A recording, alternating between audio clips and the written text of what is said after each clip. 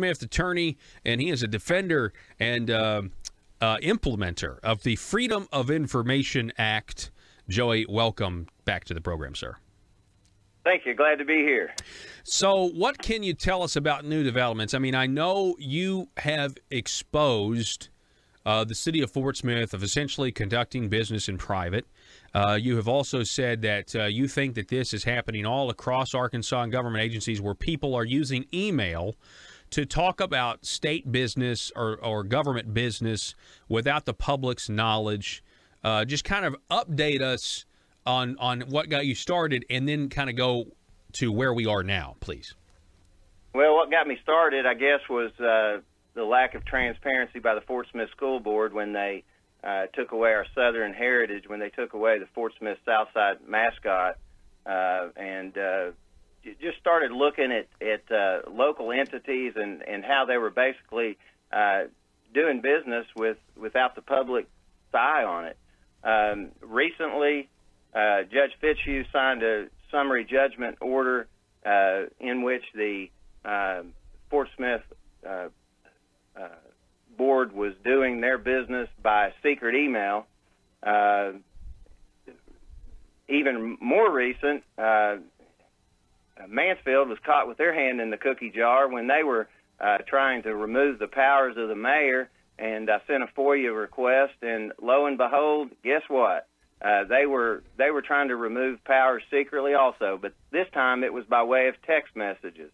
A couple of nights ago, they agreed that they had violated FOIA, and today I expect that Judge Tabor will sign another order stating that Mansfield violated FOIA by secret emails without giving notice to the public.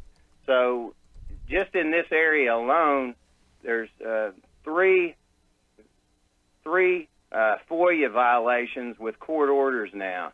And there's no question, Paul, it's happening across the state. Now the city of Fort Smith, in their infinite wisdom, wants to create an email dump where they can go back and forth on these emails and dump them into a repository. And that's a violation of FOIA, too. So if they want to go down that route, unfortunately, it looks like they're going to be making more front-page news because they're going to get sued for a FOIA violation again. Professor Robert Steinbuck has written an opinion on the subject and says that if you're going to have an email dump, then you still have to have proper notice to the public, and the public is entitled to monitor live the email or text message meetings. And so, oh wow, so we need like a live chat going on then. Right. In order for it to be legal, they're going to basically have to have a chat room where they do all their business. That's what you're saying? Yeah. They want to have all these emails and then dump them into a repository. We tried to get on it yesterday, and it takes a computer degree to try to get into it. But irrespective of that, it's a violation of FOIA. And Judge Fitzhugh signed an order that said, don't let it happen again, Fort Smith. And it looks like they're either getting bad advice or want to test my resolve and the citizens of Fort Smith's resolve.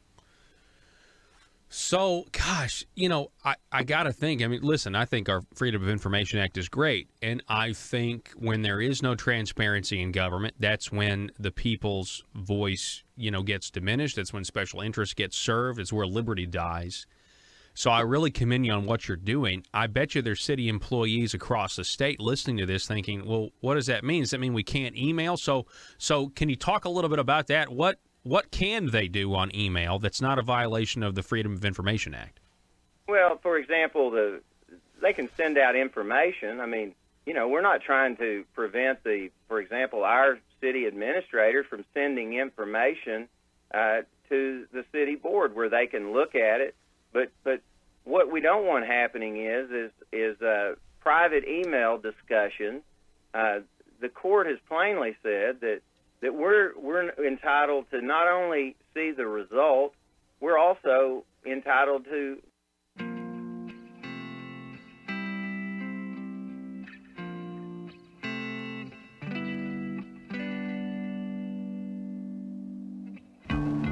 I think it's time we ask ourselves if we still know the freedoms that were intended for us by the Founding Fathers.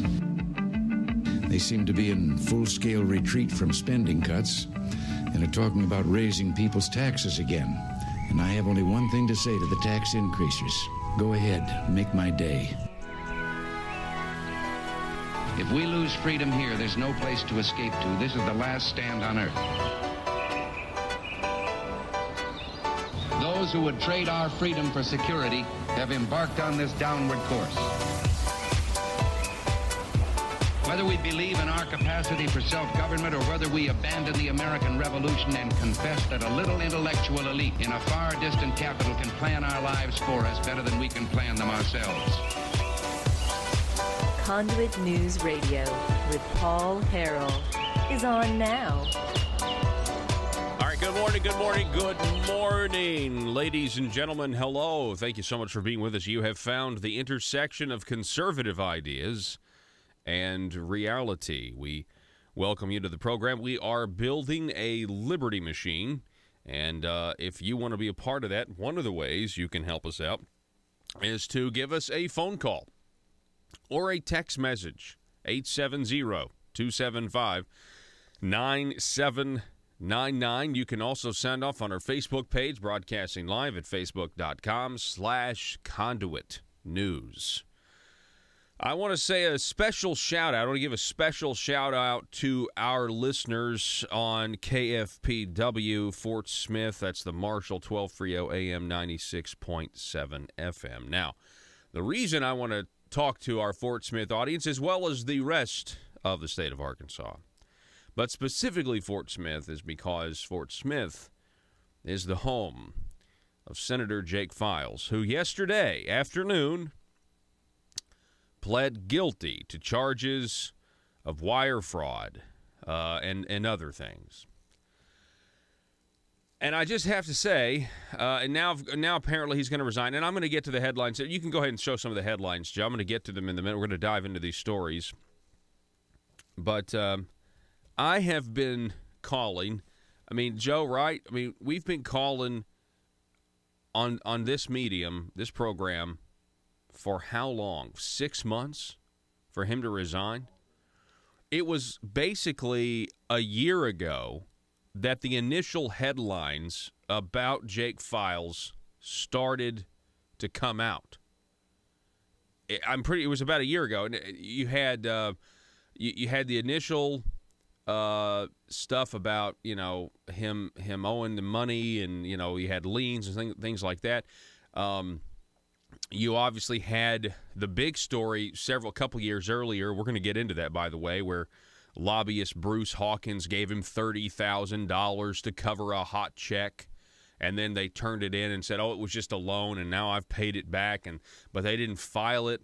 They didn't actually make the authorities aware until essentially it was paid back, or it was about to be paid back. It was a $6,000 hot check that Jake Files had written, and so lobbyist Bruce Hawkins gave Jake Files $30,000. And that wasn't the last time a lobbyist would give Jake Files a big chunk of money. We're going to talk about all of this. I'm going to tie this into a nice little bow. I'm going to highlight who the Marble Palace establishment really is. And yes, they are still alive and well in terms of who they are supporting and which puppets they would rather have, or they want to have, in the Arkansas Senate chamber as well as the Arkansas House. So we've been calling on Jake Files to resign for a long time. I'm just going to say conservatively 6 months, because it got to the point where everything he pled guilty to was in an FBI affidavit, a sworn FBI affidavit that was given in order to obtain a search warrant for Jake Files' electronic devices. And it was a big deal where the FBI agent was alleging, look, this guy took taxpayer money and laundered it very carelessly. I mean, at least indicted Senator John Woods. At least they had a little bit more of a complicated scheme than Jake Files did.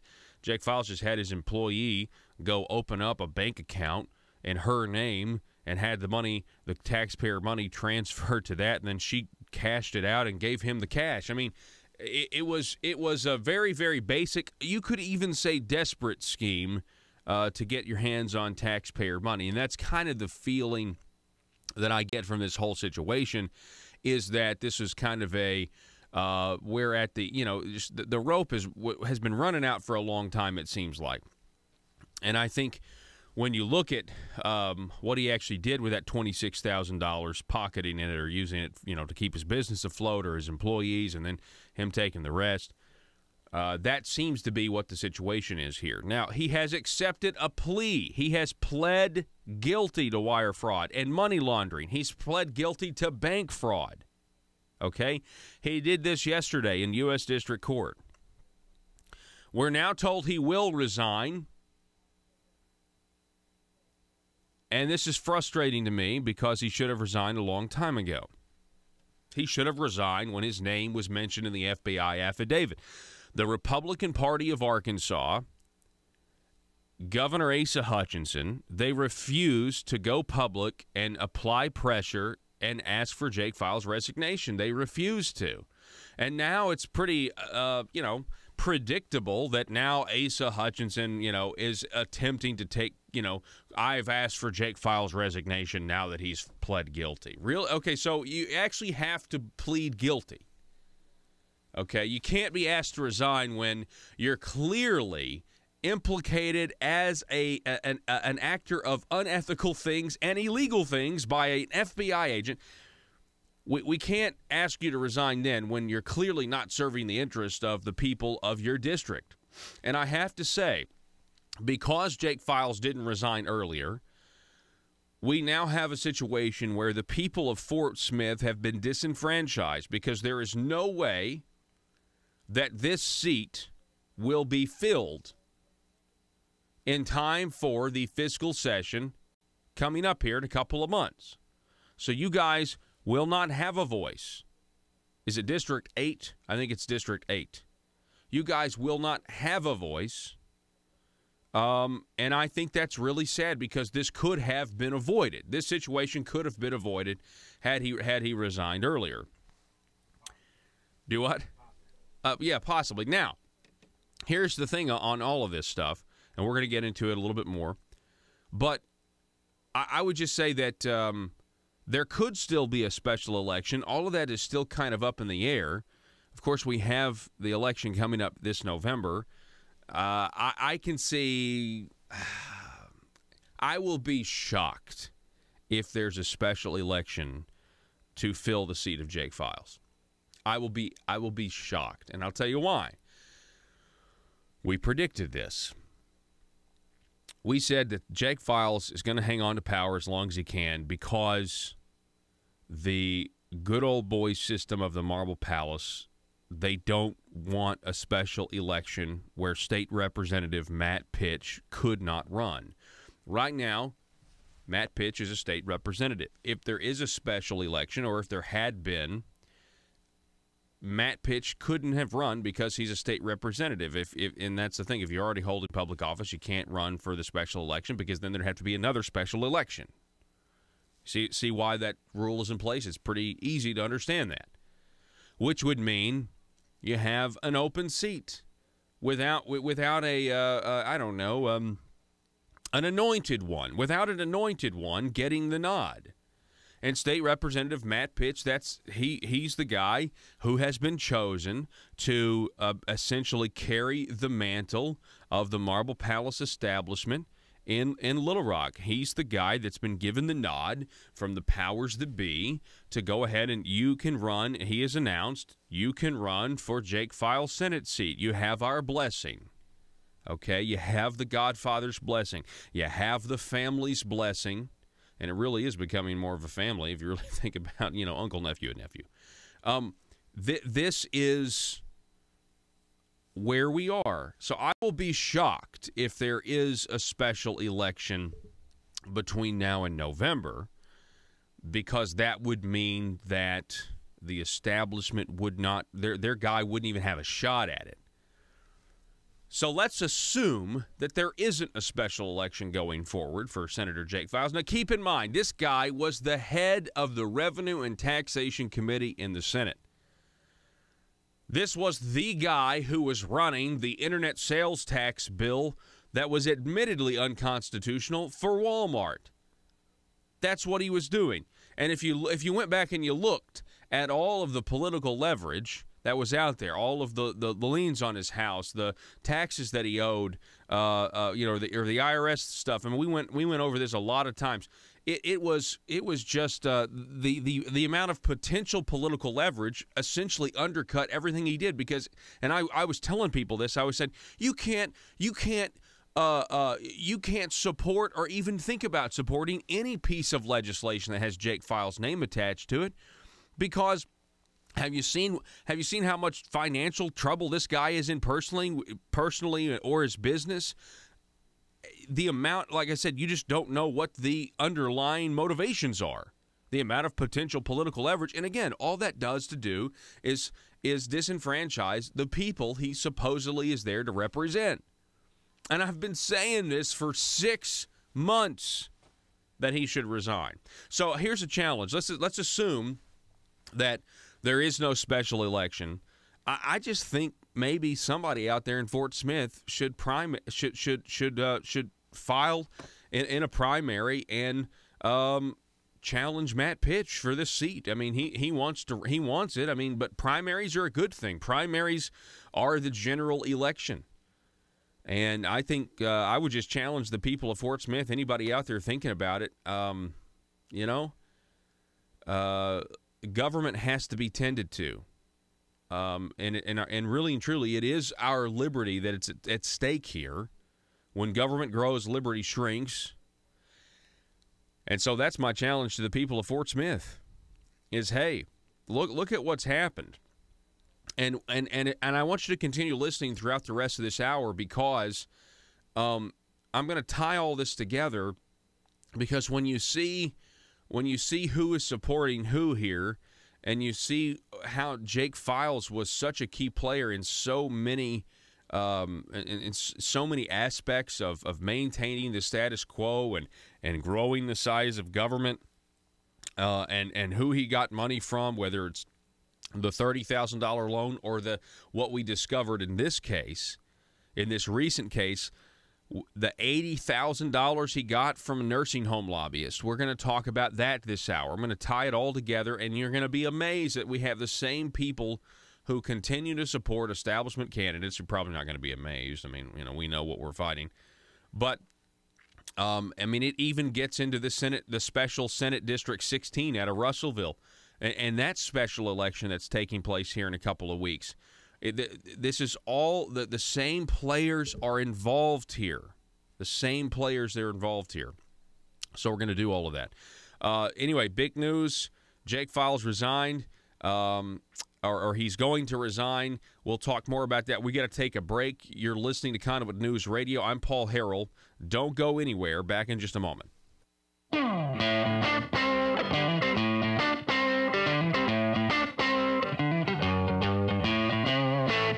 If you're like me, you believe that small business is the heart of Arkansas's economic engine, and it should be viewed that way by the politicians in Little Rock. Conduit for Commerce also believes, like you and I believe, policies that achieve less regulation and lower taxation help small business in Arkansas thrive. Other policies like small, constitutionally consistent government and reducing citizen dependency on government keeps it from growing and expanding its influence on our daily lives. Conduit for Commerce works every day to educate the general public and legislators on these important priorities in the name of Arkansas small business. By the way, contributions to Conduit for Commerce are tax deductible. Log on now to conduitforcommerce.org and click on Contact Us on the right side of the page. That's conduitforcommerce.org. Go there now and learn the facts on protecting small business in Arkansas.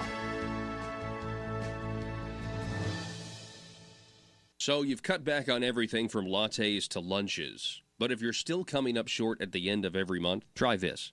Give State Farm agent Bob Gist in Jonesboro a call for a free discount double check at 934-9700. He'll show you how something as simple as combining car and home policies could save you hundreds of dollars a year. Because being there to help keep more of your money in your pocket is why State Farm agent Bob Gist is here.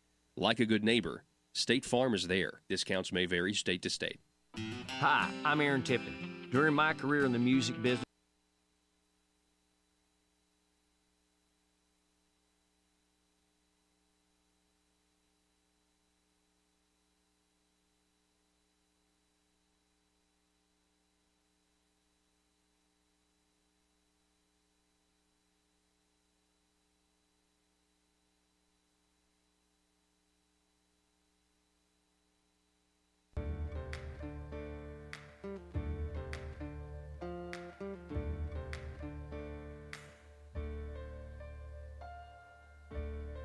bringing you your daily dose of truth. It's Conduit News Radio with Paul Harrell.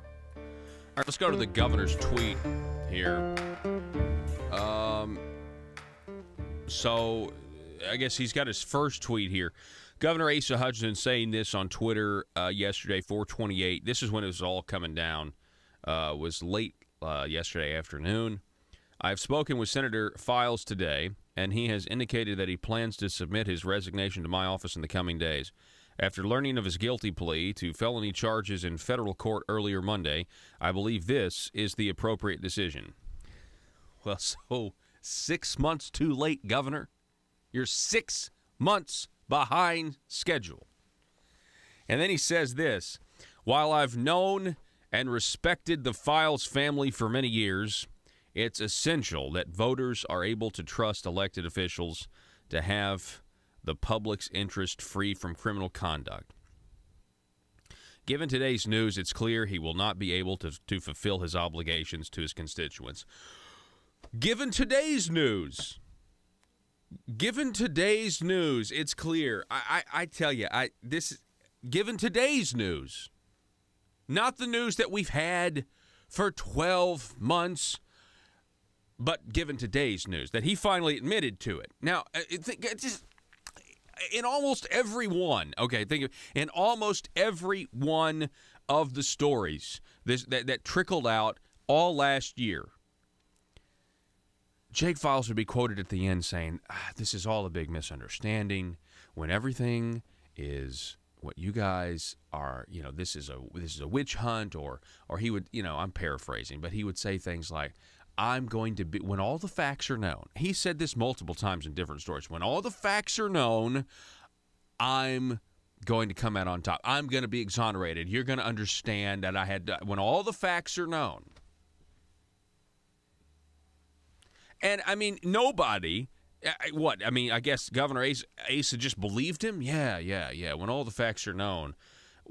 When you had a sworn FBI affidavit, when you had contractors saying that Jake Files submitted fake bids to the city of Fort Smith in their name so that his company would get awarded the $46,000.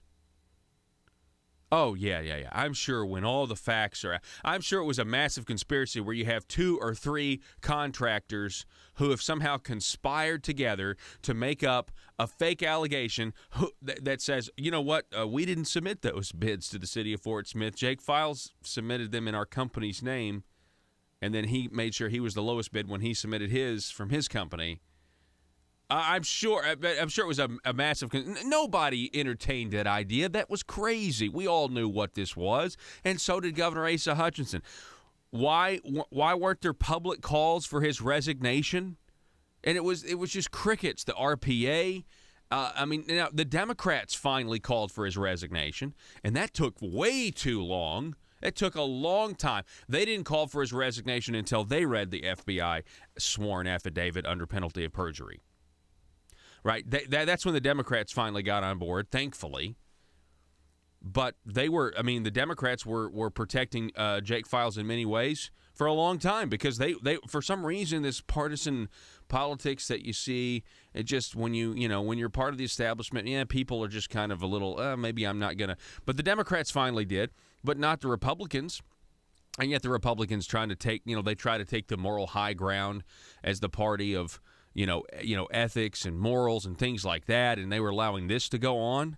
And this guy was the chairman of the Revenue and Tax Committee.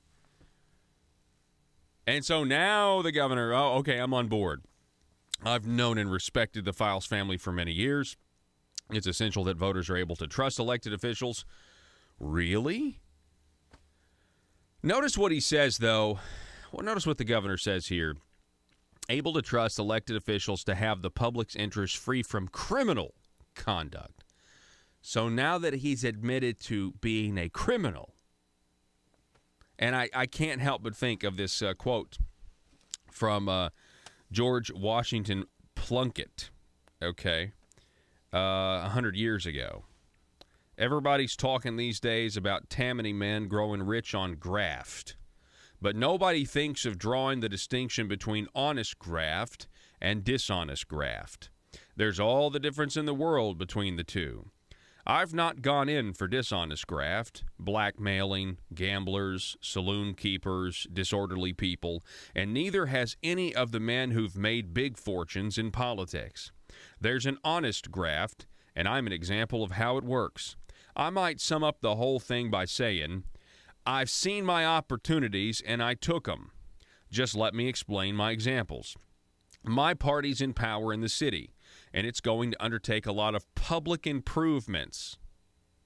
River Valley Sports Complex. My party's in power, and it's going to take a lot of public improvements. Well, I'm tipped off. Say that they're going to lay out a new park at a certain place. I see my opportunity, and I take it. I go to that place, and I buy up all the land I can in the neighborhood. Then the board of this or that makes its plan public, and there's a rush to get my land, which nobody cared particular for before. So here's the thing. Back 100 years ago, that was legal. You could do that. That's perfectly fine. And as things have but see, here's the thing. The honest graft, which is taking advantage of the system, carving a financial niche out, is always one step ahead of the law. Now, in this case, Jake Files clearly did something illegal, money laundered and that sort of thing. He was caught for what's dishonest graft. But I just love when you could contrast that with what the governor says. We've got to be able to trust elected officials to have the public's interest free from criminal conduct. Criminal conduct, not necessarily unethical conduct and everything like that, because Governor Hutchinson's chief of staff, former chief of staff, now his chief of staff is a Democrat, by the way, but his former chief of staff, Michael Lamoureux, when he was president pro temp of the Senate, received $120,000 in legal fees from a nonprofit funded by lobbyists that only raised $140,000 that same year. They took $120,000 out of $140,000 and gave it to Michael Lamoureux for consulting or legal fees and services. And you know what? That was legal. That was, you see what I'm saying? It was perfectly legal. It was considered honest graft.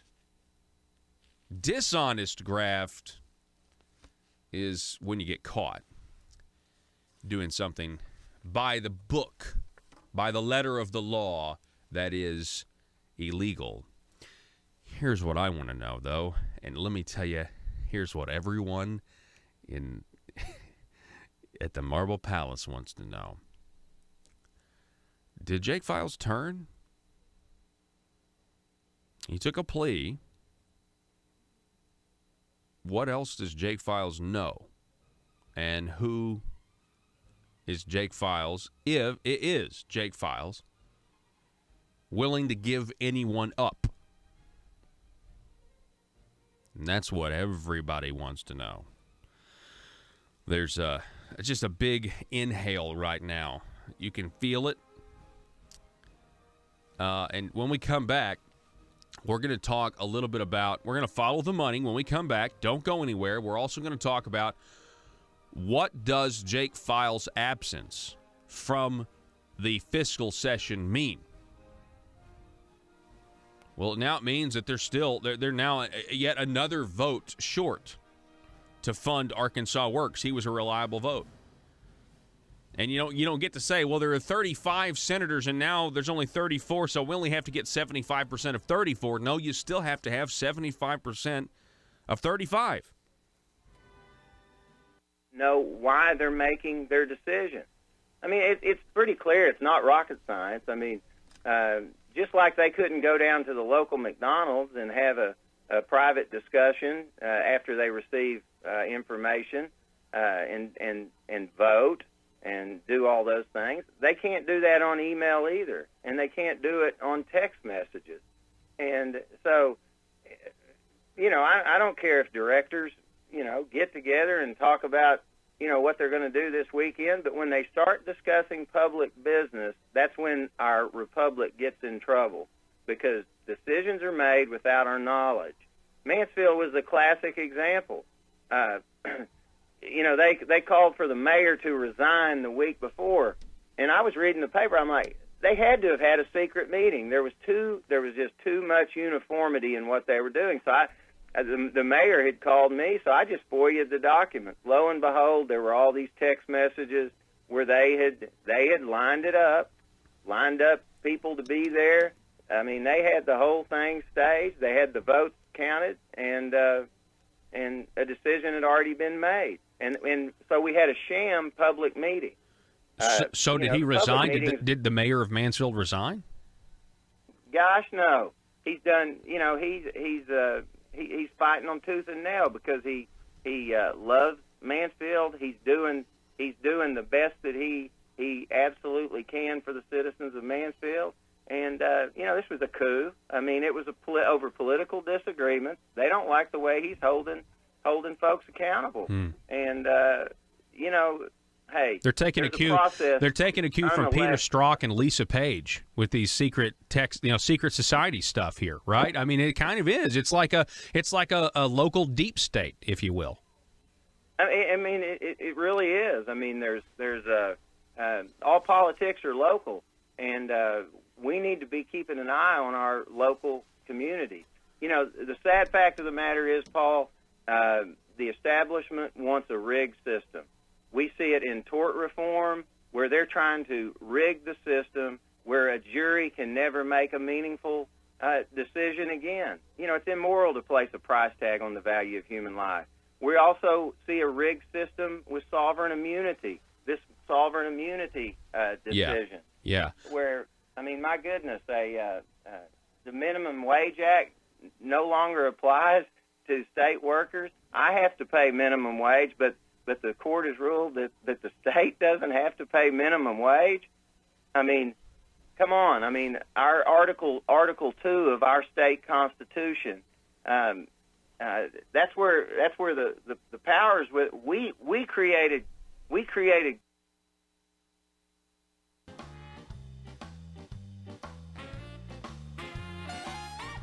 Determined to drain the swamp in Little Rock, it's Conduit News Radio with Paul Harrell.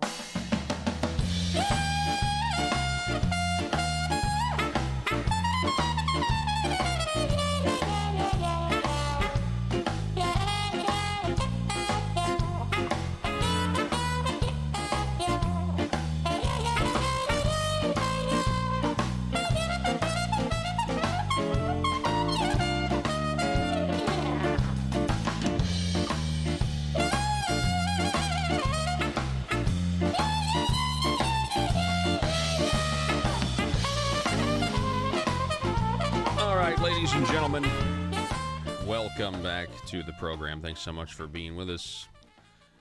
This portion of the program brought to you by Conduit for Commerce, on a mission to put Arkansas small business first. Find out more at conduitforcommerce.org. That's conduitforcommerce.org. So we're going to talk during this Conduit for Commerce segment about what happens.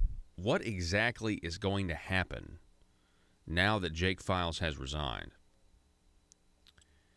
So the first thing that you need to understand is just a brief recap of what happened the last fiscal session, specifically, what do we do now that Jake Files has resigned? What happens in the fiscal session coming up in a couple months?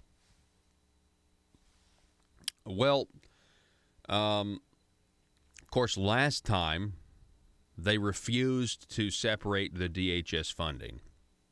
They refused to say, we're going to have an up or down vote on funding for Arkansas Works, and then we're going to have an up or down vote on the rest of the DHS budget. They refused to do that, even though Jonathan Dismang, Senator Dismang, said that they would do that in 2013. He basically went back on his word. So, by the way, that should tell you something about trusting these people in the future. I mean, there's other examples of them going back on their word, but that's a doozy. So you can't trust these people. They will lie to your face just to get past whatever obstacle they need to. The truth to these people is whatever group of words they need to get to the next obstacle. That's what the truth is to these people, which is not actually the truth. So, in the fiscal session of 2016, they were at an impasse. They didn't have, think about this, in the Senate, 35 senators.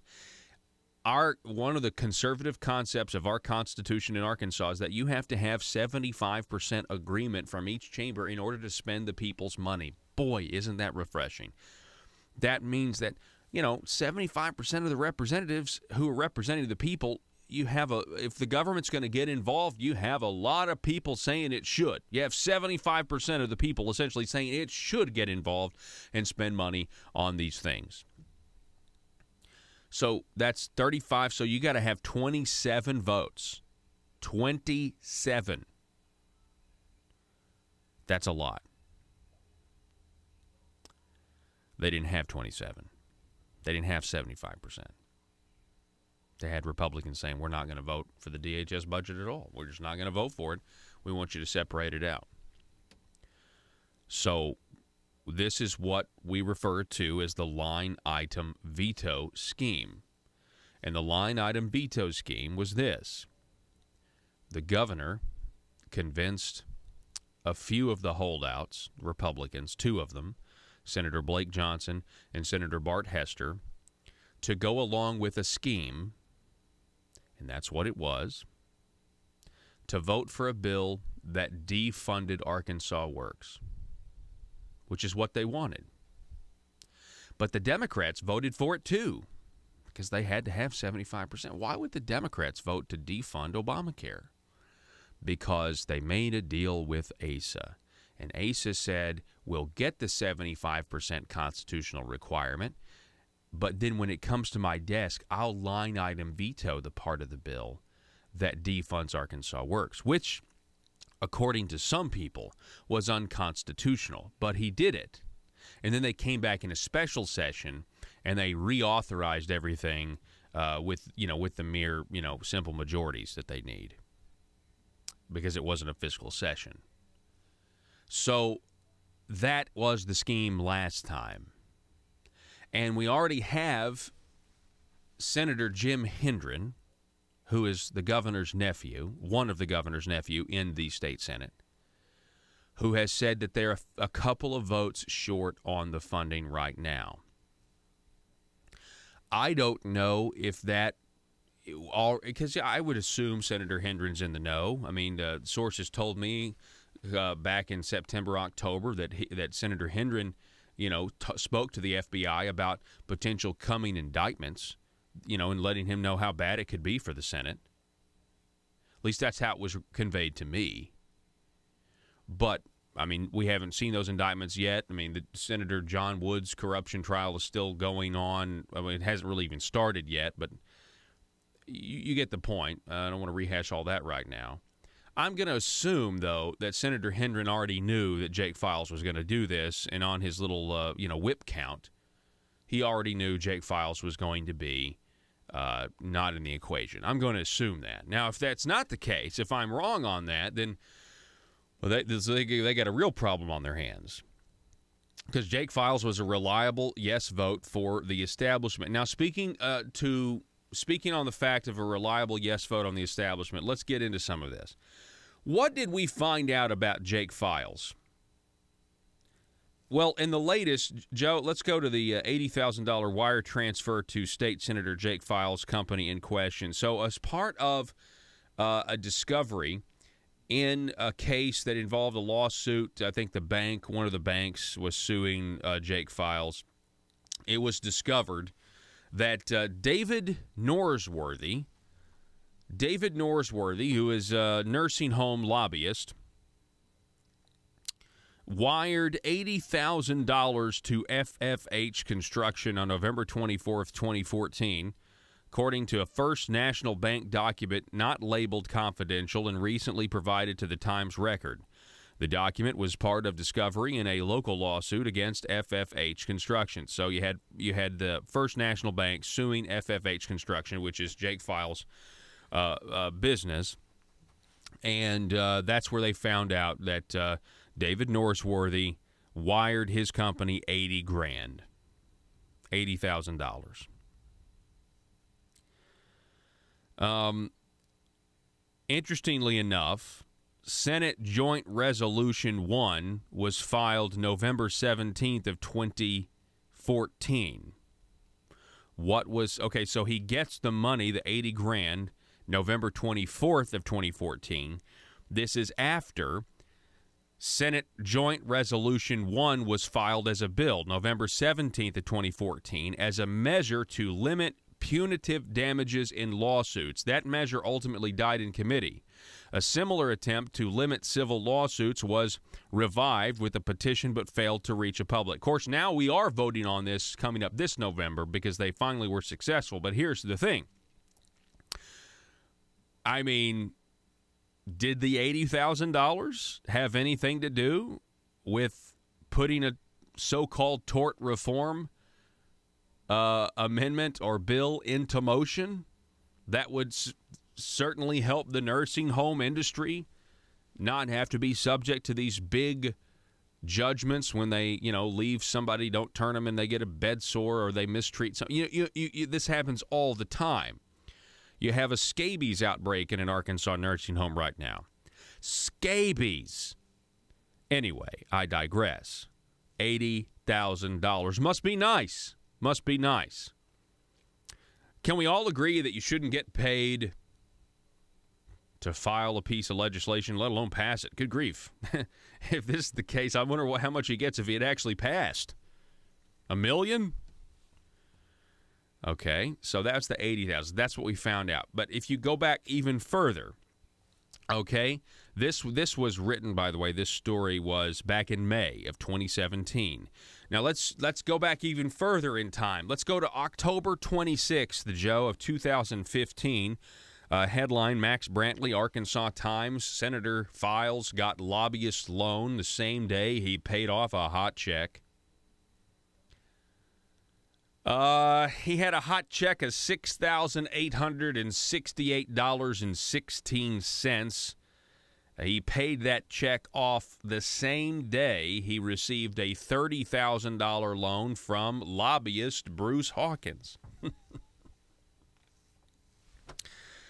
Lobbyist Bruce Hawkins. Let's see here. What, anything come of that? No, not really. They said, they reported it and nothing came of it.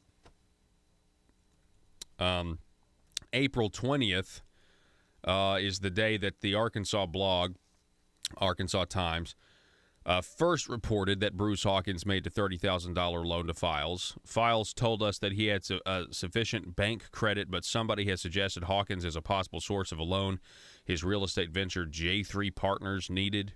Hawkins said he merely did a favor for a friend and referred questions about Files' need for a loan back to Files.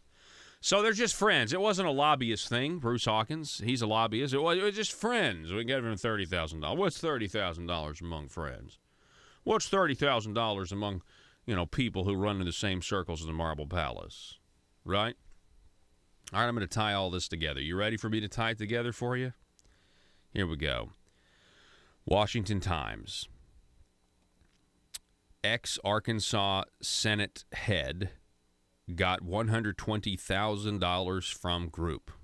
We're, of course, talking about former Senator Michael Lamoureux. This piece was dated October 21st of 2015, that Senator Michael Lamoureux received, and this at this time he was the governor's chief of staff.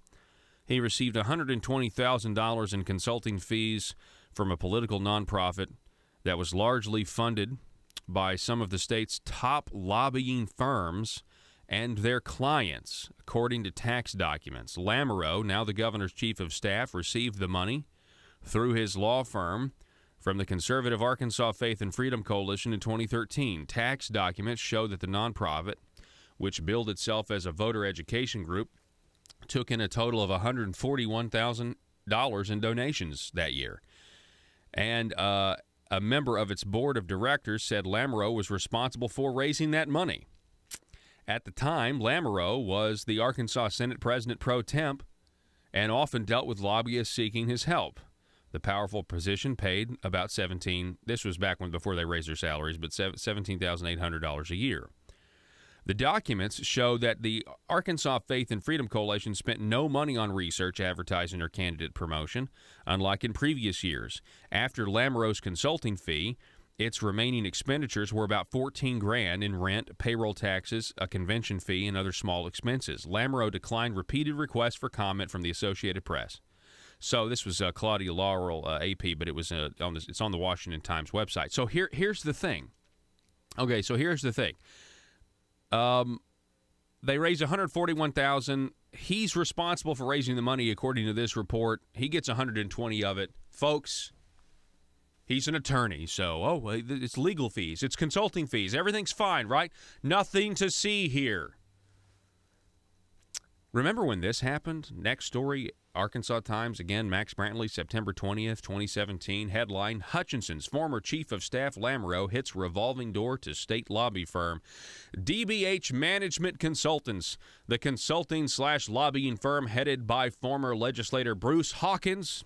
Okay, here we go. Oh, Bruce Hawkins.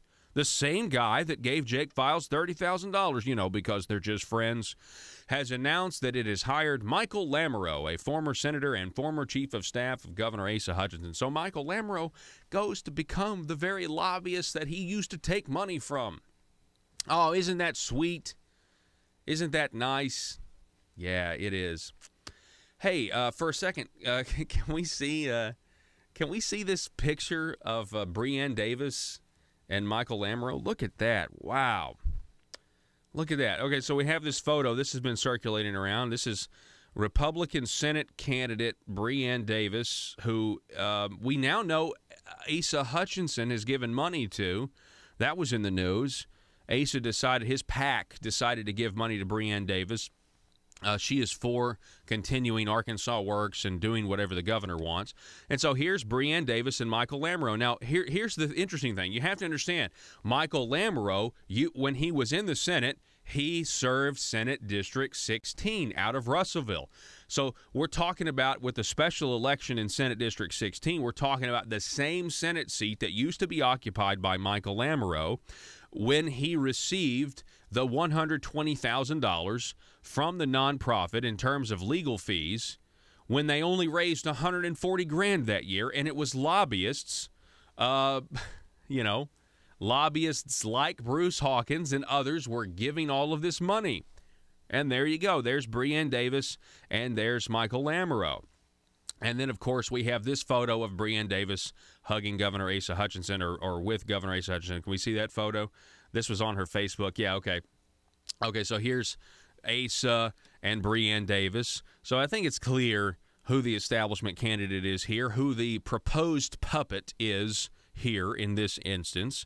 And then, of course, let's go back to the fundraiser invitation from last week. Here again, we have the fundraiser, Breanne Davis. Go ahead and zoom in on this if we can, because I don't have it in front of me, if you can just kind of slightly. So back on December 1st, there was a fundraiser that was thrown for Breann Davis, hosted by basically every lobbyist in the state. We have multiple lobbyists that represent multiple industries, among them medical marijuana, healthcare, big pharma, Medicaid, gambling, alcohol, corporate welfare, the internet tax, and tobacco. So, this is the status quo. It is very important for you to understand something. Jake Files is not an anomaly. It is very important that you understand that the people that were protecting Jake Files all last year and the people who refused to ask him to resign, that this is not just some anomaly. The only anomaly is he's admitted guilt, okay? But it's becoming a larger club, right? Because Micah Neal admitted guilt last year. And John Woods has been indicted in a public corruption trial that's scheduled to take place in April. It was scheduled to take place back on December 4th. And now you have another plea. You have Jake Files pleading. I want you guys to understand something here. This is what we are fighting. We are fighting for transparency. We're fighting for good government.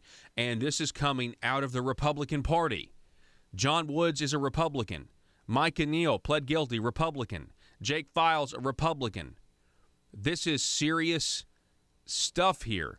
And the fact that the RPA is not aware. The RPA, when I say the RPA, I mean not the grassroots people. I'm talking about the ones at leadership. They are more concerned with conservatives challenging Jan Morgan than they are this stuff.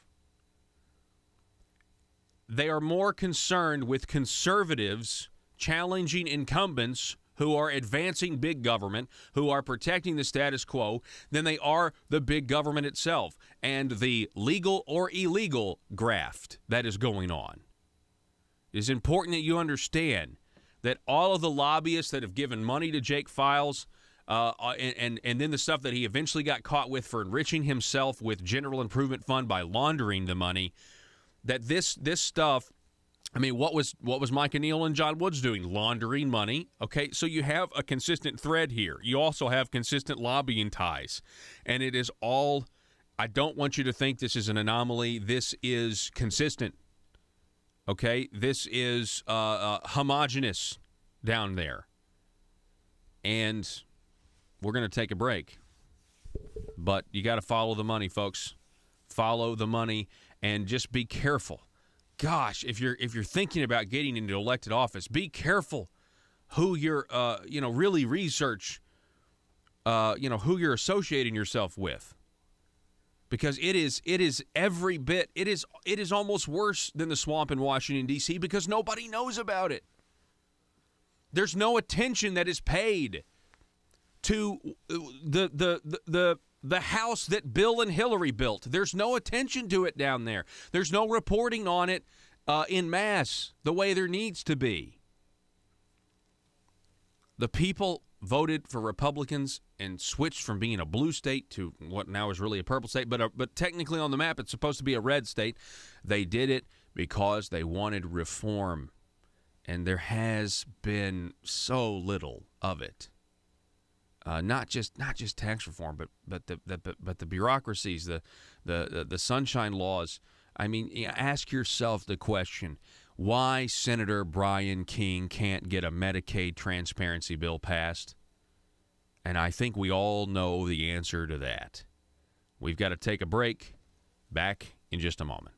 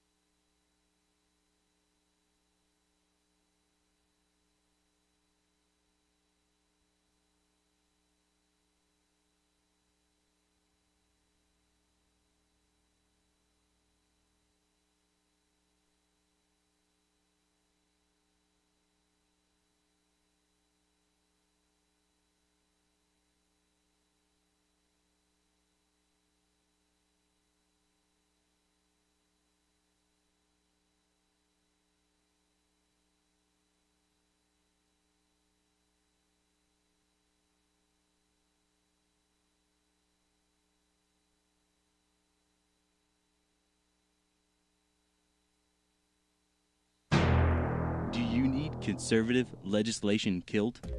Or do you need policies enacted that ensure government growth? Then you need to get Nephewed. Hi, I'm nephew number 1 of uncle, nephew, and nephew, attorneys at law. I'm not a lawyer, but I am a senator. And I'm nephew number 2, and I am a lawyer and also a senator. Are you the victim of a recent accident in which the voters in your community mistakenly elected a limited government conservative who is now actually implementing the ideas he or she campaigned on?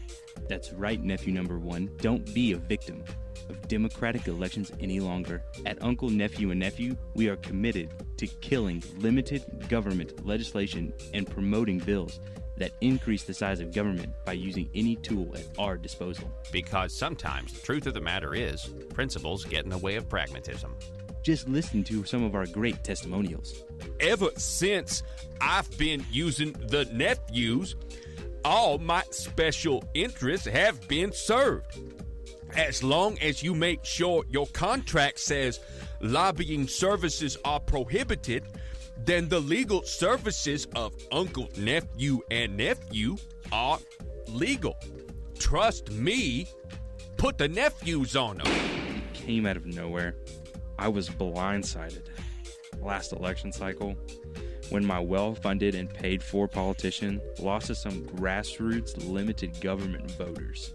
But then I hired the nephews, and they killed all the conservative policies the voters wanted. I got nephewed. I got nephewed too, and so can you. Uncle, nephew, and nephew will accept compensation via campaign contributions. Put the nephews on them. PHP Parody.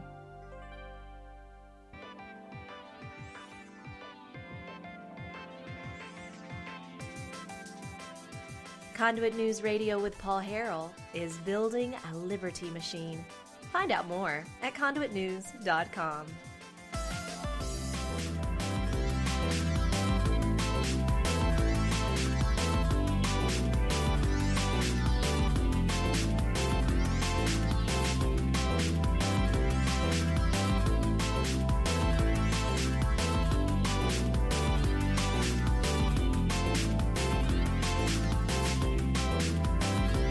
All right, coming up at the bottom of the next hour.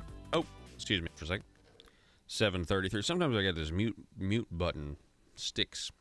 Coming up at 7:33, we're going to be talking with Tim Saletti.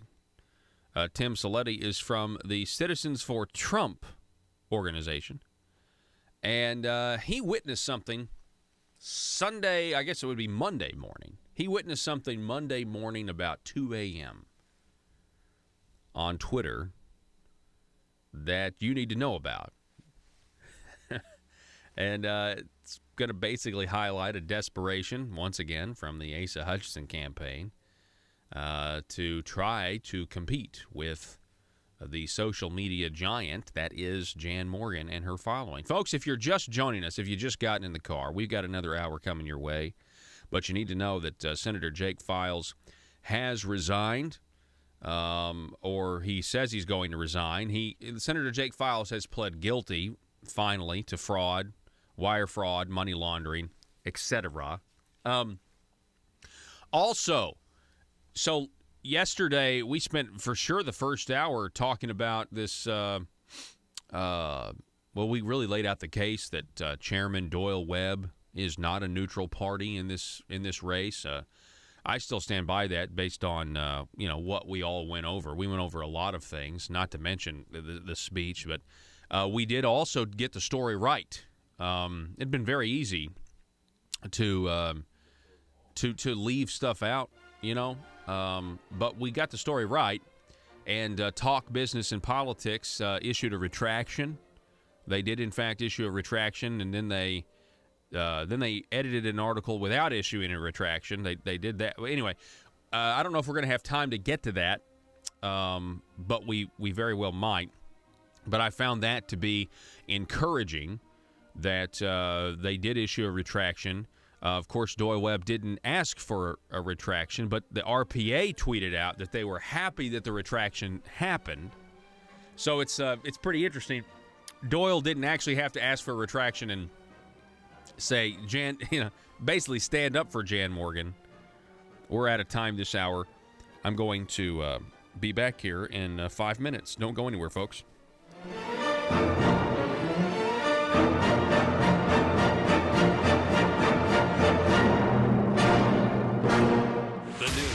Talk of Northeast Arkansas. This is News Talk 101.3 FM and 12:30 AM KBTM, Jonesboro, an EAB radio station. Government. We the people created government, not the other way around. Mm-hmm. So let's talk about the sovereign immunity decision from 2 weeks ago. There's that part in the Constitution that says the state of Arkansas shall never be made a defendant in any of her courts. It reversed a 90s ruling saying that, the state can be sued if the legislature passes something saying it can be sued. So what about the ruling? I mean, I know substantively we've lost our rights. We had privileges. Now we don't have apparently it was a privilege to sue the people of Arkansas or sue the state of Arkansas. So what do you think about the ruling on the constitutional grounds, and where do we go from here? Well, where do we go from here? Possibly there's really only two routes. One would be a constitutional amendment, and we know how fond the government seems to be. They want to amend away our rights all the time. That's what they're doing. It's unfortunate, but I guess I'm philosophically opposed to the principle that the king can do no wrong. Mm-hmm. That decision is inconsistent with Article 2, and as most of the viewers know, and I encourage you to look up our Constitution, particularly Article 2. That's our Bill of Rights, and that decision is inconsistent with our what we call our Declaration of Rights. And to me, that's the most important part of our Constitution. It's inconsistent with, as I said, Section 1. We, the people, establish the government, and the people are the sovereign, and the government is the servant. You look at Article 2, Section 1. Article 2, Section 2. The government was created to protect the rights of the people, not to deny them. You look at Article 2, Section 7, where it says the right to trial by jury shall remain inviolate. So all of these, the Arkansas Constitution has to be considered as a whole, Paul, mm-hmm. and that's what we're looking at in this tort reform fight, where they want to take away our rights and shove these caps down our throat, and they're not looking at the entire Constitution. I mean, they don't even consider Article 2, Section 13, nor did this court, when it says that we should obtain justice freely, without purchase, completely, and without denial.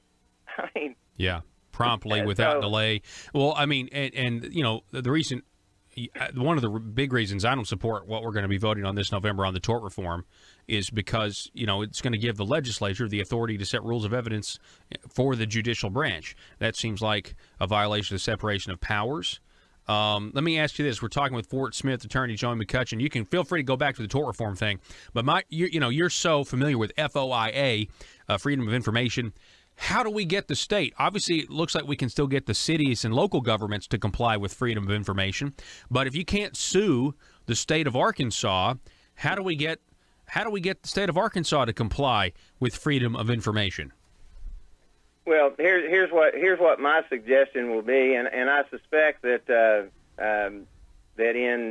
after the next election, I suspect that and really feel that I'm going to be asking for a constitutional amendment, or I'm going to ask the legislature to change the law in 2019. And I think that FOIA should apply not only to local folks, but it should also apply to state representatives and state senators. I agree. They're doing a ton of business. And that, while we have the strongest FOIA law, that Republicans, unfortunately, down at Little Rock last session, they tried to gut FOIA, completely gut it. It could have gone from the strongest. Our sunshine laws would have gone to the strongest to the weakest overnight. FOIA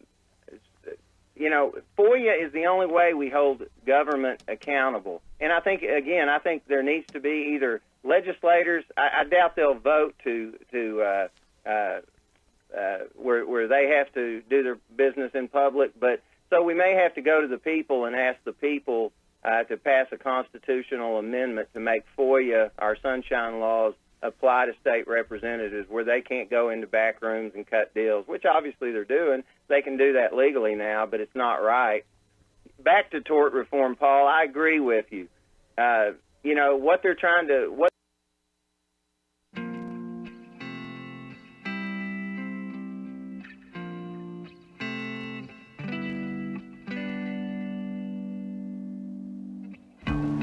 I think it's time we ask ourselves if we still know the freedoms that were intended for us by the Founding Fathers. They seem to be in full-scale retreat from spending cuts and are talking about raising people's taxes again. And I have only one thing to say to the tax increasers. Go ahead, make my day. If we lose freedom here, there's no place to escape to. This is the last stand on earth. Those who would trade our freedom for security have embarked on this downward course.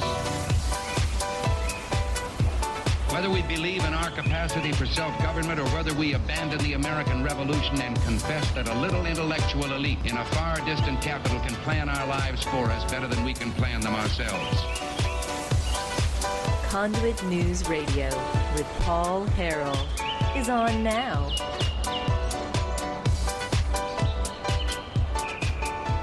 All right, here we are, folks. Good morning. This is hour number 2. Thank you so much for being with us today. You have found the intersection of conservative ideas and reality. We're building a liberty machine. And my name is Paul. Feel free to give us a phone call or text, 870-275-9799. Or sound off on Facebook, facebook.com/Conduit News. That's facebook.com/Conduit News. Big news yesterday around 4 o'clock. Maybe it was 3. I got a text. I was driving. I got a text from a friend. The simple text read, Files pleads. I was like, wow, okay, all right.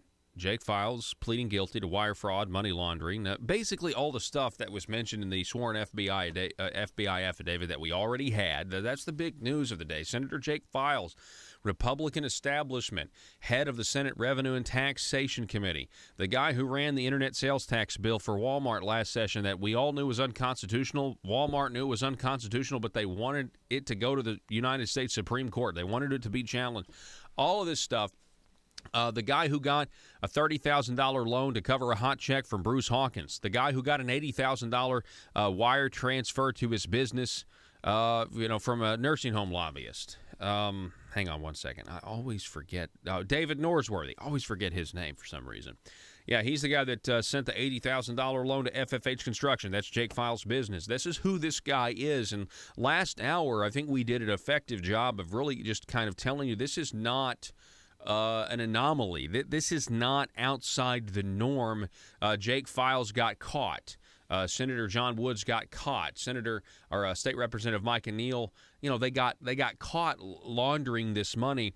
But in reality, if you look at the relationships to these guys, I mean, Jake Files has been protected by the Marble Palace establishment for the last year because they refused to call for his resignation when everybody already knew that this was going to happen. Now, potentially they didn't call for his resignation back last year when we all knew how bad this was because maybe they were holding out that ASA was going to call a special session. And if ASA called a special session for the internet tax, which is what some people thought, of course, now that he has a campaign or a primary opponent in Jan Morgan, he announced a couple weeks ago he's not going to have a special session on the internet tax. And ... I'll add until after the primary.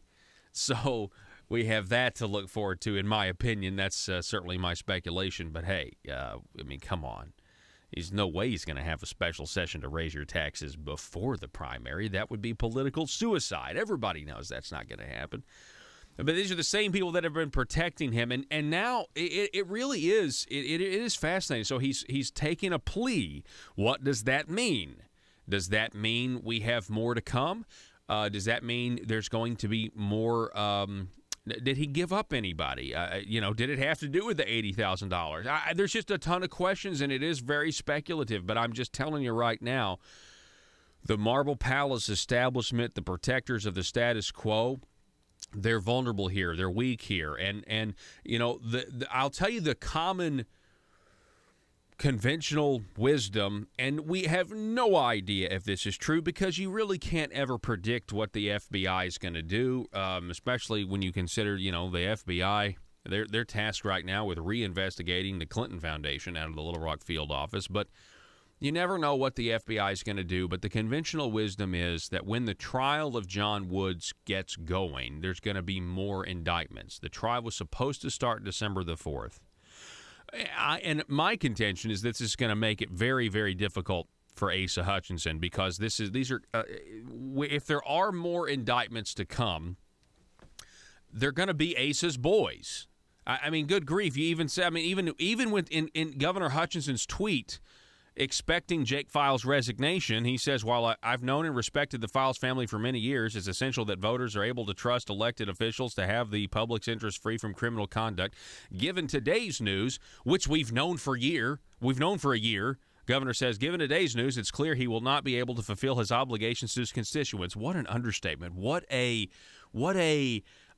gosh, this guy has to ride the fence constantly. Like, he can't even come out and say this is terrible. This is the very worst. This is why people can't stand politicians.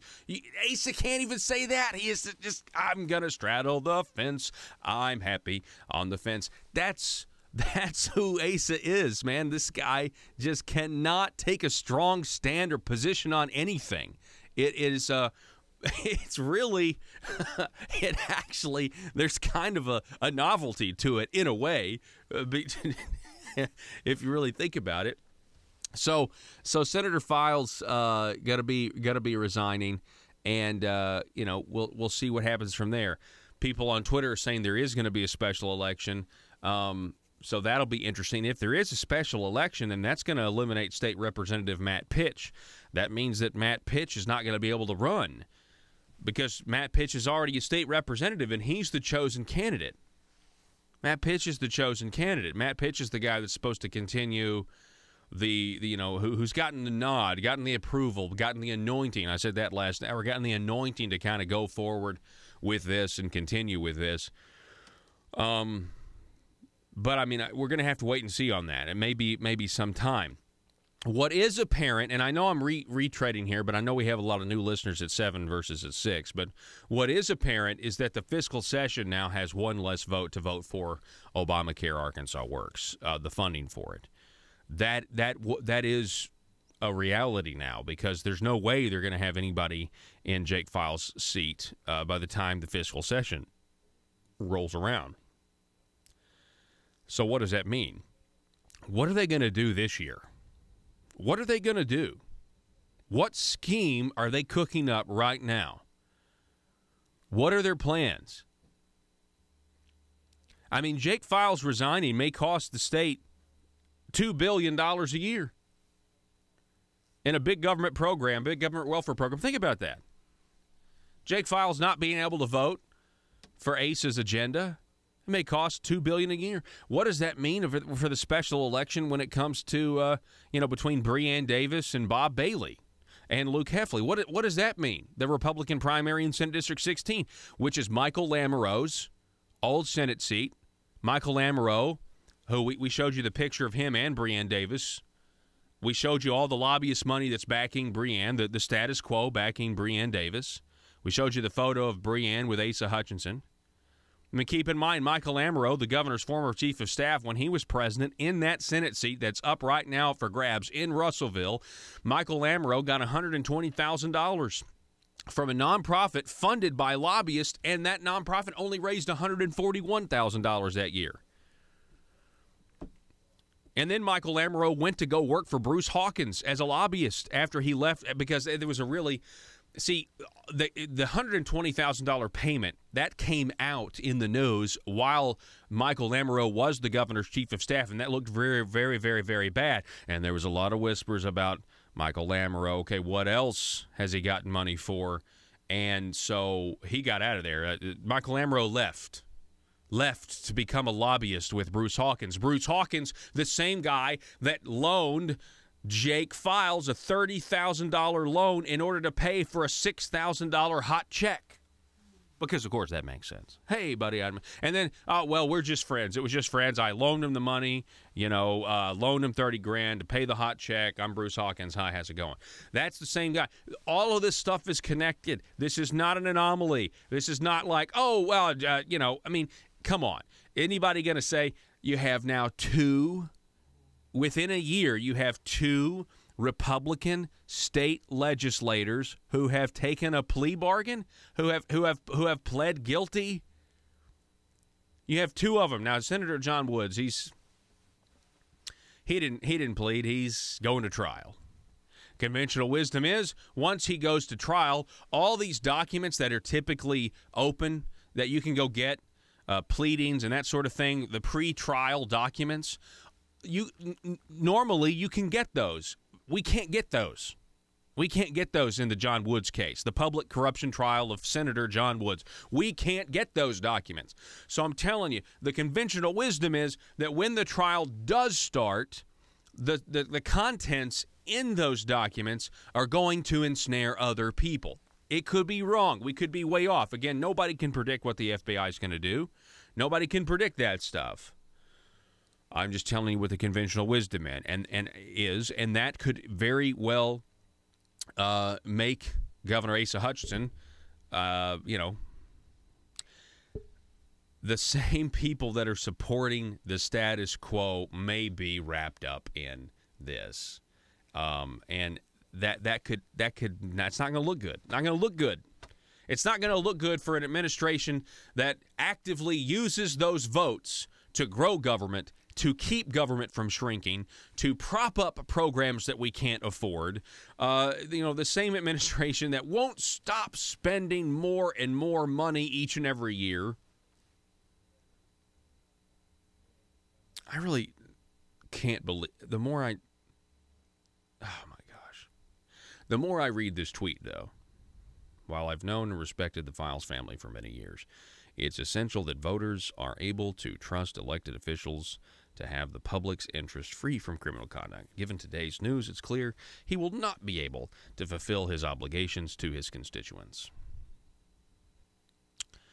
Why didn't the governor ask for Jake Files' resignation 6 months ago? That's when I was asking for it. Because I was saying this guy, there's no way he can legislate. This guy hasn't been able to fulfill his obligations to his constituents for a very long time because of his financial troubles. Because he had personal financial troubles. He had all this money. People were suing him left and right. Not to mention, then the sworn FBI affidavit came out, which this guy, the FBI agent, saying he committed wire fraud and money laundering.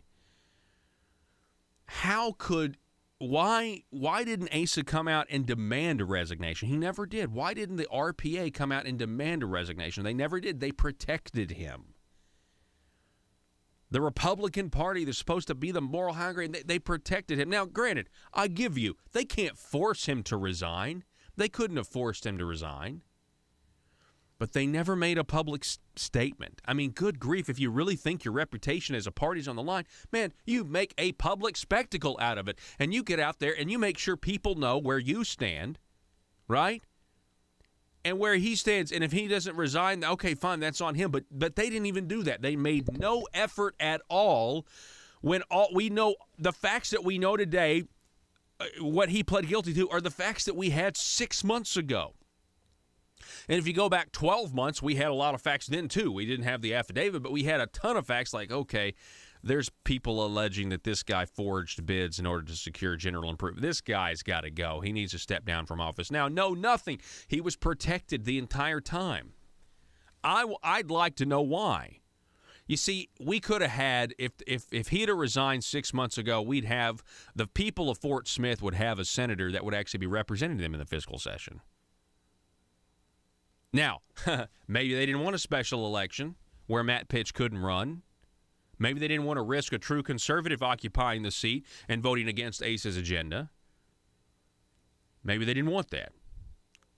I think that's probably the case, don't you? The phone number, call us or text us 870-275-9799, or tell me what you think on our Facebook page, broadcasting live on Facebook, facebook.com/Conduit News. Coming up here at 7:33, we're going to be talking with Mr. Tim Saletti. Tim is from the organization Citizens for Trump, who witnessed something extremely suspicious on Twitter concerning a UCA college Republican poll asking the question, who you support, Jan Morgan or Governor Asa Hutchinson in the primary. What he witnessed at 2 a.m.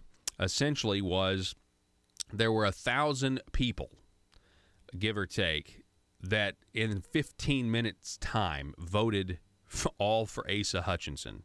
Because, you know, everybody knows that a Twitter handle for the UCA College Republicans has got like 200 followers. Everybody knows that, 1,500 people got up out of bed at 2 a.m.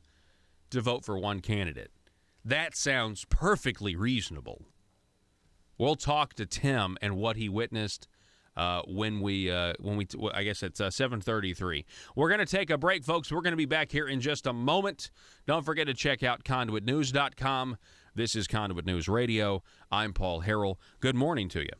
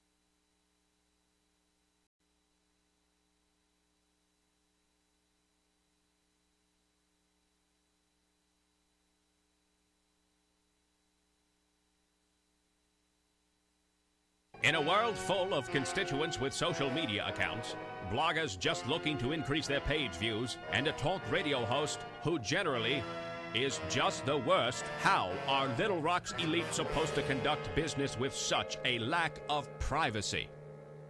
Introducing the 1835 Club, older and more refined than other clubs that claim discretion. The 1835 Club is for seasoned political veterans that want to conduct the highest form of aristocratic business with the public's money. Are you a schemer?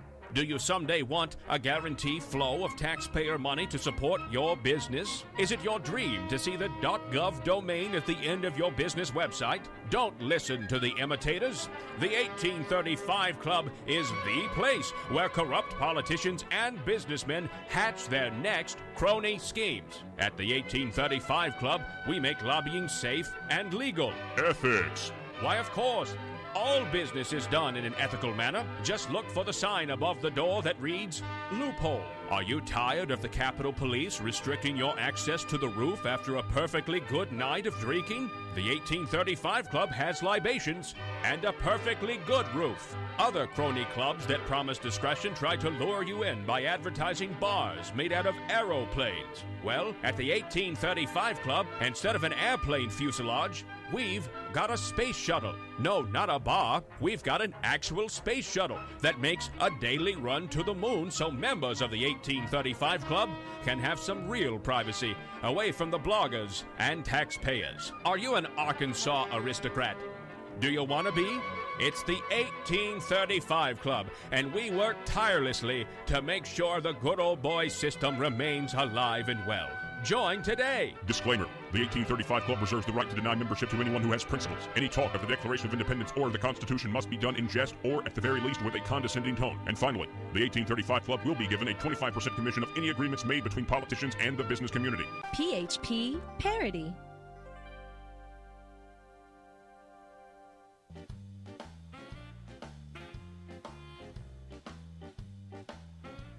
exposing the truth and everything the Marble Palace establishment keep trying to cover up. It's Conduit News Radio with Paul Harrell.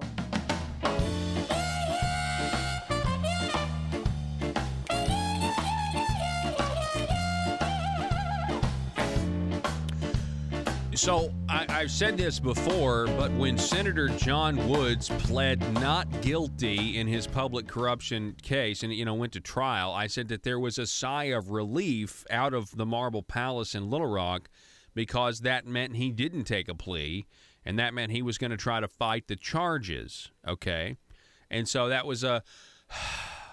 Well, so now that Senator Jake Files has taken a plea... The question is, and the Levita on Facebook writes, FBI has names from pleas. So the idea is, this is a legitimate question.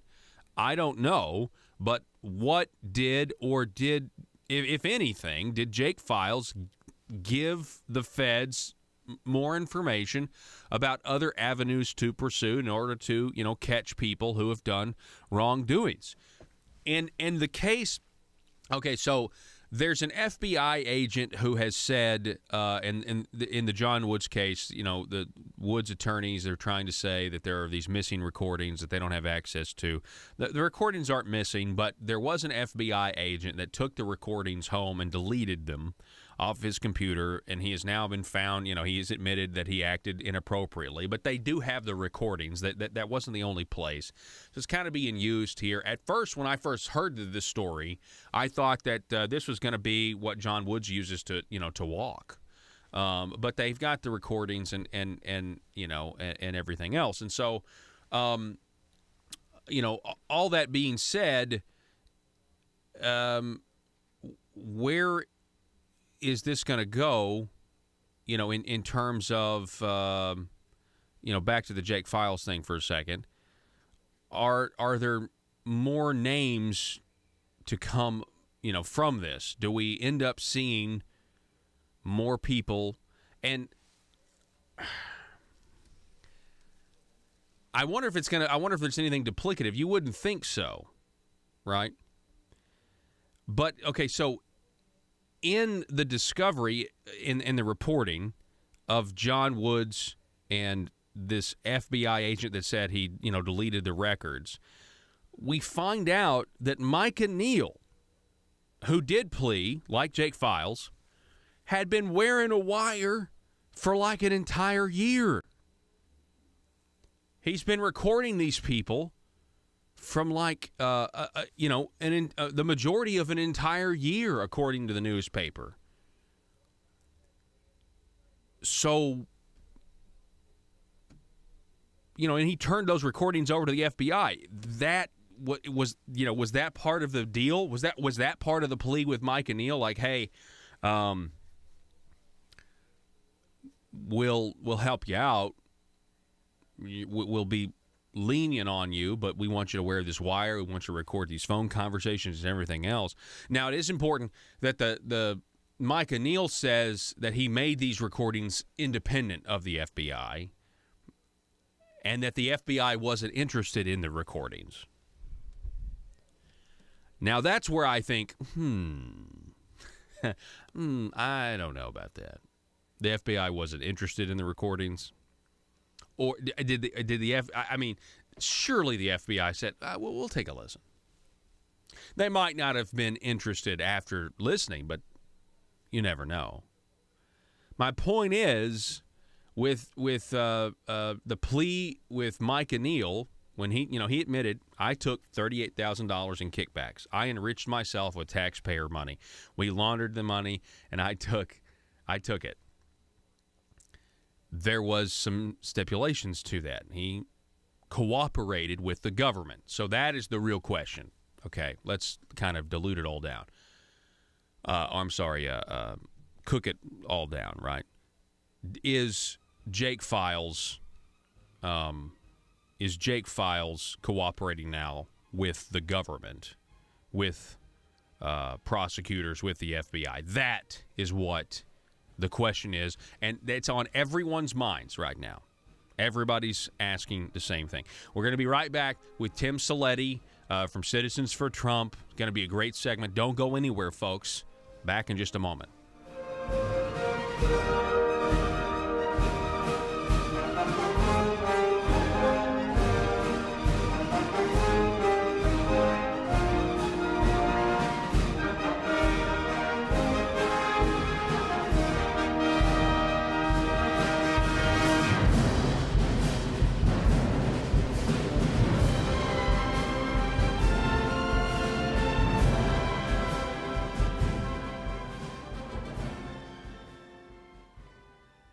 What's happening down at Little Rock, they're trying to rig the system. And they're doing that with giving rulemaking authority to legislators. Now, we know that it's not being given to the teachers and the farmers and the business folks down at Little Rock who are legislators because it's such a political environment. The rigged system will give all the power to lobbyists, and there will be no rights to the people. The right to trial by jury, you will never have access to the courtroom again. You know, not only do they want to rig that system in terms of, as you've said, the balance of powers, they want to rig the system. They want to say that if a person is a quadriplegic, if your wife's a quadriplegic or wrongfully killed out on the highways, they want to say that her life is worth $500,000. I mean, or the quadriplegia for the rest of a person's life is worth $500,000 without letting local people called citizen jurors make that call. That's immoral, and as we both know, Paul, it's unconstitutional.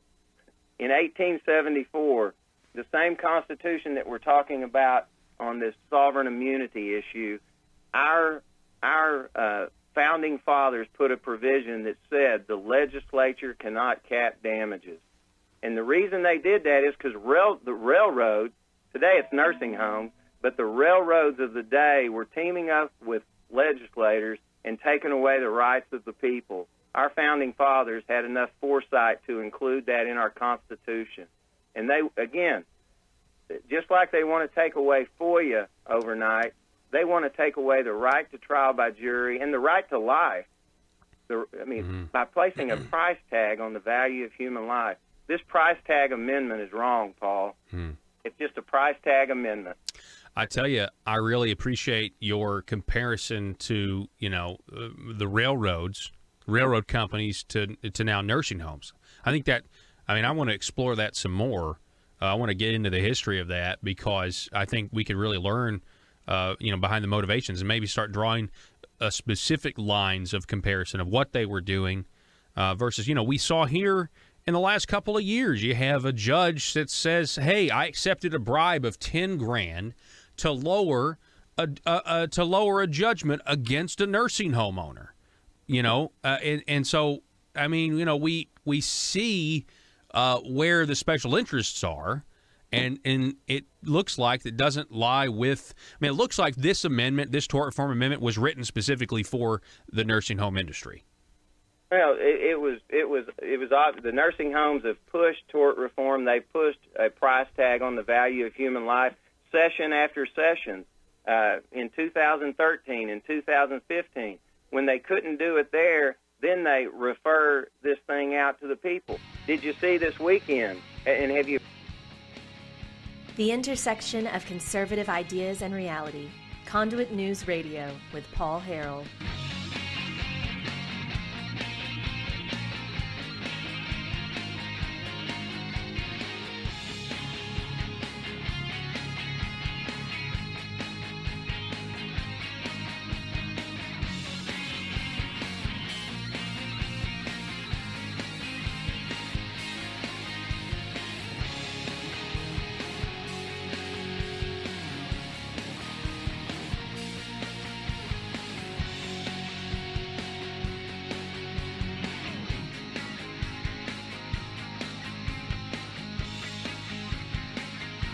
All right, welcome back, ladies and gentlemen, where we're in the process of trying to get a hold of Mr. Tim Saletti. We do have him scheduled for this segment, anyway, stand by on that. He could be calling in any second, any moment. But then again, this happens in radio sometimes, where you get your wires crossed and that sort of thing. Yeah. So Melissa on Twitter said that they appreciate the recap, and we did do a little bit of a recap. I guess we did that the last long segment there. Tim on Facebook writing, I feel for you, Paul. There's so much to report on. Graft, corruption, political games. So many to expose and so little time to cover it. Yes, this is our issue. This is our issue. We want to be efficient with our time. Somebody writes, I think this is concerning this segment, about if Asa, and they spelled Asa with the $sign instead of the S. This is a big thing that's going on. A lot of people are now, when they spell Asa's name on Twitter or social media, they use the $sign instead of the S because of him. He's a big spender. I mean, we're talking about $600 million in spending increases since the 4 years he's been here. It's not quite 4, but it will be once he completes his term. Let's see here. If Asa's figured out how to use those bots on electronic voting machines. No, I don't think so. I hope not. I hope not. A couple of months ago, there was a tweet. Joe, did you end up finding it? You're still looking for it? All right. Well, anyway, we've got screenshots somewhere of it because we take screenshots of everything. But a couple of months ago, we caught Governor Asa Hutchinson using, I think we caught him using Twitter bots. And I wasn't the only one that noticed it. There were even some journalists in the mainstream media that noticed that the governor got 90 plus retweets on a poll that was very positive towards him. It was a poll that said that he was the third most popular governor in the country. Matter of fact, it's the same poll that Doyle Webb was using on last Friday when he was giving the reason that Republicans have been successful. Essentially, the neutral, quote, neutral, end quote, GOP chairman Doyle Webb essentially gave all of the credit to Republican success in this state to Asa Hutchinson, which is ridiculous because the credit goes with the people in the grassroots. It doesn't go to Asa Hutchinson. Asa Hutchinson, he tried to say that Asa Hutchinson is driving voter turnout. No, that's not true. I'm sorry. No one cares. No, people care about, the base cares about candidates that actually do what they say they're going to do. You cannot take this giant movement of people recognizing the benefits of liberty and the pitfalls of socialism and say that Asa Hutchinson is the leader of that movement and that Asa Hutchinson somehow, he's the reason Arkansas has gone so red. That's laughable. First of all, Asa wasn't around in 2010 when Republicans made big gains. Wasn't around in 2012 when they had a very slim majority in the House. Asa wasn't around when that was going on. You can't, and yet he gives a speech which was Asa Hutchinson's campaign talking points, and it's just unbelievable. So what I'm saying is, he took that poll, and it was tweeted out, and it had 90 plus retweets, and even mainstream media folks on Twitter, they said, you know what, that's very odd. 92 retweets. Have you seen some of the retweets? And a lot of the retweets were bots. A lot of the retweets were bots, I assume from Saudi Arabia, but I don't know that. They were titled Saudi Arabia Uber 123, Saudi Arabia Uber 356, whatever. And that was the vast majority. And it was like, wow, this is weird. Asa Hutchinson is because see, this was on the heels. You have to understand something. The news was that Asa had lost 17 points among Republicans in a Talk Business and Hendrix College poll from April to October of last year. And that they took the poll in April, they took the poll in October, and by that And I think it has a lot to do with this program and our message getting to a broader audience. People realize that Asa is not a conservative. He's a progressive liberal. And the policies that he's pursuing are not the policies consistent with the Republican Party platform. And so that was the news, that he had lost 17 points among Republicans. And so what happened? The next day, he puts out this tweet. He's the third most popular governor, according to this poll, and that's when the bots come into play. He got 90-plus retweets, and most of them were from I would just challenge that those were actual human beings behind those Twitter accounts. Joining us now, we have Mr. Tim Saletti. Tim is from the Citizens for Trump organization. Tim, welcome to Conduit News Radio. Good morning. How are you, Paul? I am doing well, Tim. So I wanted to have you on. I'm going to set the stage here. So for the last 5 days, the UCA college Republicans put out a Twitter poll. And it's essentially, hey, who do you support? You support Asa or you support Jan Morgan? Who do you support? And Jan was leading this poll the entire time until 2 a.m. yesterday. And I want to say, before we talk to you, I talked to Mr. Will Teeter, the head of the college Republicans at UCA, and he said that he's not sure what happened. He said that he went to bed at midnight and Asa had a 60-40, Jan had a 60-40 lead. He woke up at 5 a.m. and it had reversed, and now Asa was in the lead. But Tim, you actually witnessed this. You were up during those wee hours of the morning. What did you witness? I witnessed a miracle. I witnessed 1,700 people get out of bed in the dead of night at about 1 to 2 in the morning and consistently vote specifically for Asa. They didn't comment. They didn't retweet. They didn't like it. They just voted and apparently went back to bed. 1,700 people? How do you know? I mean, it was 1,700.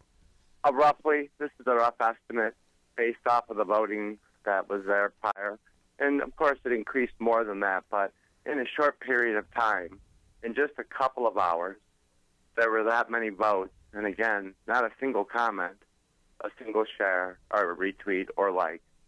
So, this is pretty suspicious. It's not normal. I'm on Twitter on the midnight shift, and I can tell you, if there's 1,700 people coming to vote anywhere, it'd be a miracle. Yeah, no, I mean, you're exactly right. And so, and there's no way for us to see the analytics that, I mean, unless of course we had access to the UCA college Republican Twitter account. I mean, I'm sure we'd have some analytics there. But you were watching this. Was this in the? I mean, was this in like how short of a span was this? You say it happened around 2 a.m., but how long did it last? I'd say it started to trickle around midnight. And then between 1 and 3 a.m., it just started hitting quick. Matter of fact, there was a time when I think there was 100, maybe even 300 vote differential in just a matter of, I want to say, 15, 20 minutes. Wow. So, I mean, it was that quick. Yeah, so even that is suspicious. I mean, 300 votes in 15 minutes, and they're all for Asa. All for Asa. Wow. Not a single vote the other way. So what can you tell us about bots? What do you know about Twitter bots? Have you done any research on this as a result of what you witnessed? It's just very weird anomaly here. Well, again, there's sites out there that will absolutely take your money in favor of, sending you a whole bunch of bots to vote for you in polls. I mean, I'm not going to name any websites specifically, but they're out there. And I imagine somebody, I'm not, accusing anyone, whether it be the UCA or anyone else, but somebody did it. And I'm sure it wasn't a fan of Jan. Yeah, I mean, so you're convinced. Like, I mean, I'm convinced. You're in the There's tech no two world. ways about it. Yeah. Go ahead. Sorry. No, go ahead. I'm sorry. Okay, I was saying I'm absolutely convinced that somebody went ahead and purchased a couple of thousand votes on one of these websites, and they decided to, start doing it late at night where they thought maybe they could get away with nobody noticing it. Which, of course, is even more awkward because in the middle of the night, there is nobody to vote. Yeah, so how many followers, roundabouts, does the UCA College Republican Twitter handle have? I think it was in the maybe 100 or two last I looked. Maybe not even that high, but it was a very small amount, which is, again, if you look at the retweets and the likes on that particular account or that particular poll, they're pretty minimal for having that much action. If you look at the average poll that gets 3,000 votes, it usually has way more comments, way more shares and retweets, and especially if you're going to get in 3 hours at any given point, an influx of 1,500 to 1,700 votes, you're always going to have people sharing it, retweeting it, and definitely commenting on it. If you look at the poll thread, you can barely find a single complimentary comment towards ASA. So why wouldn't, out of 2,000 votes or plus to ASA, why wouldn't anybody leave a positive comment on that particular poll for him? It's a miracle. It really is. Yeah, so I see Citizens for Trump tweets this, I guess, 3:38 a.m. On the 29th of January. We'd really like to know how Jan Morgan was winning by 63% earlier this evening and has been winning by double digits since the poll started. Then miraculously, over 1,000 votes came through for Asa Hutchinson during Twitter's deadest time. Crazy coincidence? We think not. So you're exactly right. Now there's Asa Hutchinson defenders that have been, arguing with you, calling you a conspiracy theorist. He happened to get me on one fact. The only fact, the check mark. He said, well, that doesn't mean she's winning, and he's right. It meant that's who we voted for. But other than that one thing, and he tried to stick on that one fact, and I asked several times over and over, what about all the other facts, including, dead of night, this many votes, no retweets, no likes, and of course they wouldn't address that at all. Mm-hmm. No retweets, no likes. We're expected to... No comment. Yeah, we're expected to believe... Go back up to the poll, Joe. Scroll back up to the poll real quick. Because, all right, the final results, okay, like I said, Jan was winning by 63%. Asa allegedly ends up... the poll shows he wins 56%, 44%. And the timing of this was this had been going for 5 days, and basically by 5 a.m., the poll was going to be over in 8 hours.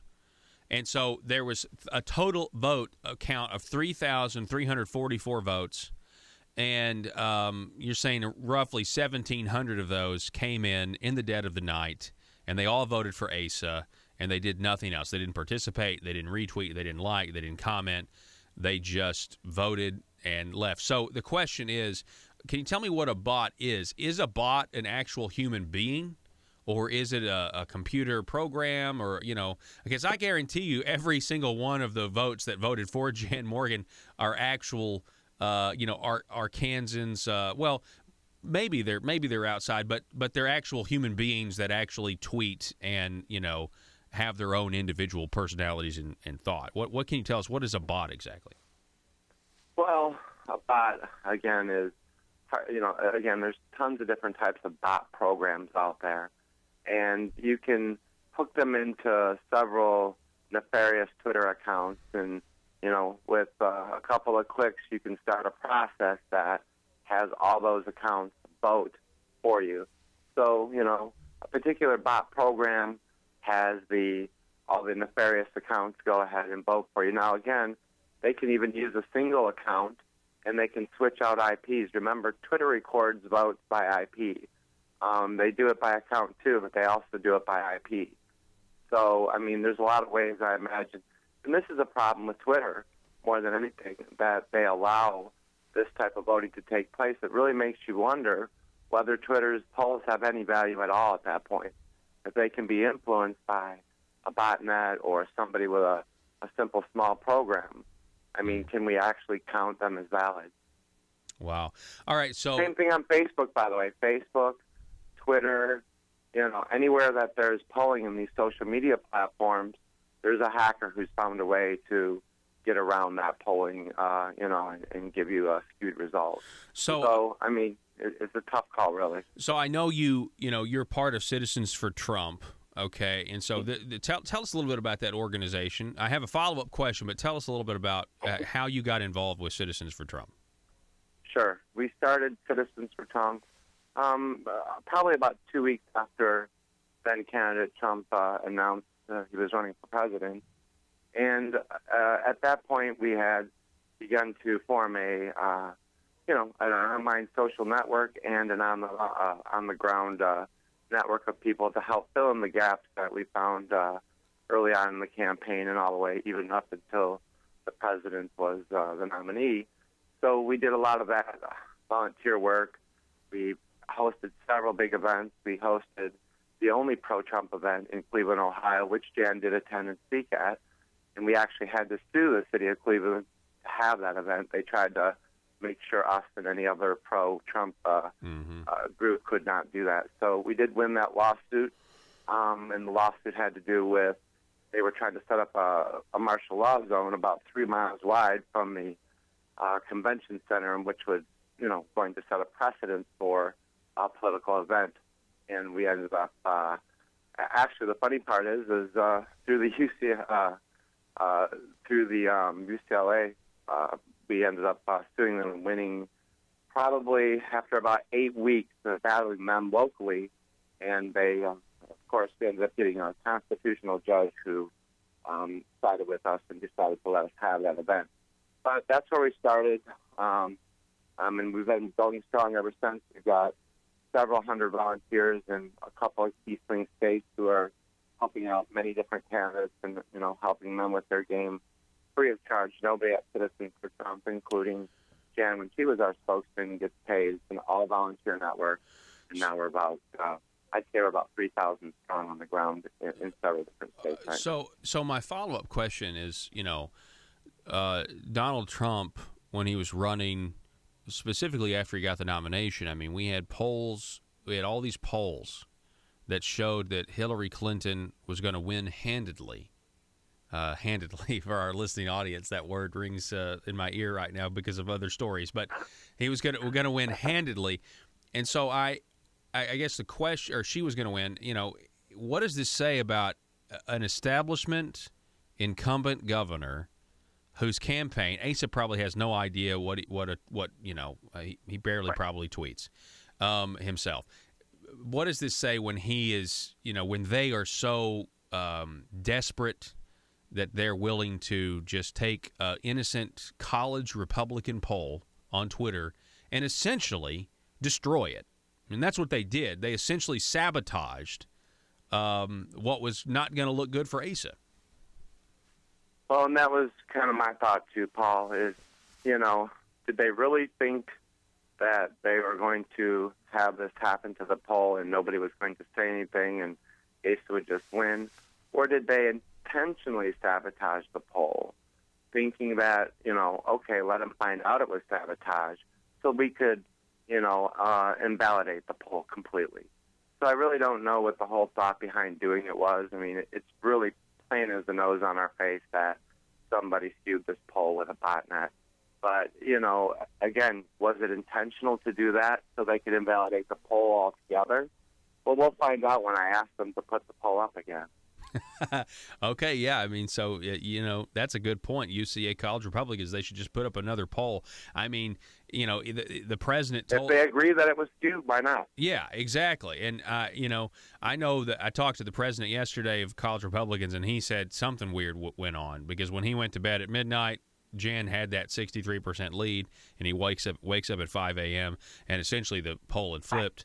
And that is a very odd time for, a lot of Asa Hutchinson supporters to get up out of bed and vote. That doesn't make any sense. So, well, if it's weird to him, he should have no problem agreeing that, one, either they should relaunch it and try to get a result that is true, or two, maybe they should do what we're going to do and challenge Twitter to shore up its security system to, possibly develop an algorithm that detects these bots and shuts them down from voting on polls or things like that. I mean, this is a programming problem for Twitter.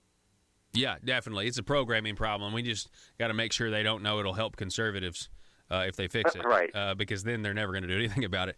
They'll never fix it. Tim Saletti, I appreciate. Thanks for being up with me this early, sir. Tim Saletti from Citizens for Trump. We'll talk to you again soon. All right, Paul. I appreciate it. All right. Guys, have a good day. Okay. You too. Folks, we got to take a break. Don't go anywhere. Back in just a moment. Protecting your business means protecting your data. But is your business really prepared to handle the growing threat of things like cybercriminals and ransomware? At iTex, they're committed to deploying the best security solutions to protect your business and your bottom line. Security threats are constantly evolving. So are security needs. Be proactive now and equip your business with the best cybersecurity available with iTex. Call them today for a free consultation at 870-336-9778. That's 870-336-9778 or itexusa.com. If you're like me, you believe that small business is the heart of Arkansas's economic engine, and it should be viewed that way by the politicians in Little Rock. Conduit for Commerce also believes, like you and I believe, policies that achieve less regulation and lower taxation help small business in Arkansas thrive. Other policies like small, constitutionally consistent government and reducing citizen dependency on government keeps it from growing and expanding its influence on our daily lives. Conduit for Commerce works every day to educate the general public and legislators on these important priorities in the name of Arkansas small business. By the way, contributions to Conduit for Commerce are tax deductible. Log on now to conduitforcommerce.org and click on Contact Us on the right side of the page. That's conduitforcommerce.org. Go there now and learn the facts on protecting small business in Arkansas.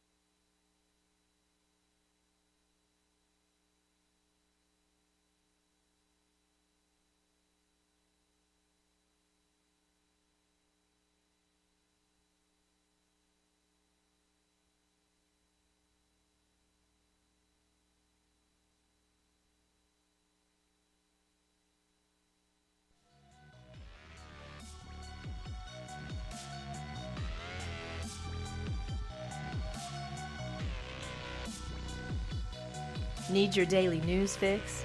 Don't forget to tune in to Conduit News Radio with Paul Harrell.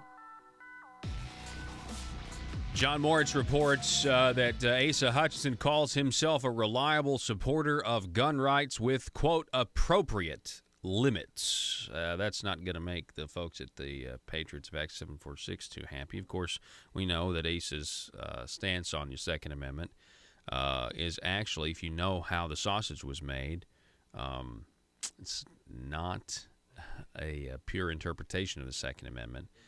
And what he did with Moms Demand Action, the anti-Second Amendment group, I believe they're funded by. Are they funded by Michael Bloomberg? Anyway, they taking the photo with them and everything else last session. Again, he wants to ride the fence. That's all. That's what Asa Hutchinson does. He is a middle of the road guy, but he's actually. I mean, he appears like that's the thing. His carefully crafted language makes him appear like he's middle of the road, but he's actually growing government and enforcing leftist policy goals. Hutchinson said it was common sense to require gun owners to train and get a permit before being allowed to carry a concealed weapon in public, a stance that sets him apart from Jan Morgan. Quote, in my judgment, the concealed carry license is absolutely consistent with the Arkansas Constitution and our Second Amendment privileges. And that alone, folks, again, he continues to call it Second Amendment privileges. He thinks privileges and rights mean the same thing. In the context of the founding of this country, they mean different things. you have the privilege to call yourself a servant of King George. All right, we're going to end the show, and we're going to be back here tomorrow. So feel free. You can check out the old broadcast. The previous broadcast and everything at facebook.com/Conduit News or conduitnews.com. Also, YouTube. We got everything out there for you. Get the podcast, SoundCloud, iTunes Store, whatever you want, folks. We appreciate you listening, building this Liberty machine with us. My name's Paul Harrell. I'll see you tomorrow. Arkansas, be safe.